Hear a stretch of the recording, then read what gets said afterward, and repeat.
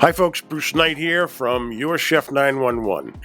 So today we're going to film making a salad dressing. I'm going to make a salad dressing from scratch just the way you can, so you don't have to eat that horrible stuff from the grocery store. We're going to do an Asian version today. It's not a particular Asian version, just sort of Asian flavors. So the first thing I'm going to do is get my ingredients. That's going to be some basil and some fresh ginger and some green onions along with garlic, and I'm going to use spices of cinnamon and some cayenne pepper just for a little bit of zing as well. The oil I'm going to use is sesame oil, and I'm going to use rice vinegar as the acid. So I'll peel some ginger. Always use the back of your knife or whatever tool you're using, not the sharp part, but the duller part, and scrape off the peel. Cut the ginger into wheels. I put them into a bag and then whack it with the back of my vegetable cleaver or a hammer, if you have a hammer or a pan or a little pot.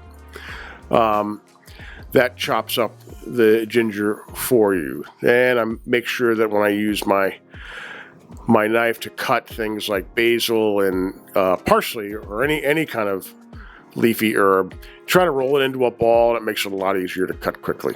Anyway, make sure you have all your ingredients completely prepped first before you actually make the salad dressing. I get my salad dressing pitcher here, and the reason I use it is because it's got measurements on it, so I don't have to continually use cups and measuring spoons and things like that. I throw garlic and fresh herbs into the bottom. I add some rice wine vinegar, and then I puree it or chop it up nicely with my burr mixer. Burr mixer is the greatest tool in a modern kitchen today. If you don't have one, they're $35 or $40 at Costco. They're really, really good. Then I blend it up, and then I'm going to add oil slowly to the mixture until I get to the right both consistency and balance between the acid and the oil. After that, I'm going to throw in green onions along with the spices that I mentioned, the cayenne pepper and cinnamon. And I'm going to have a really, really great dressing after that. I clean as I go, but it's all up to you. That makes it a lot easier.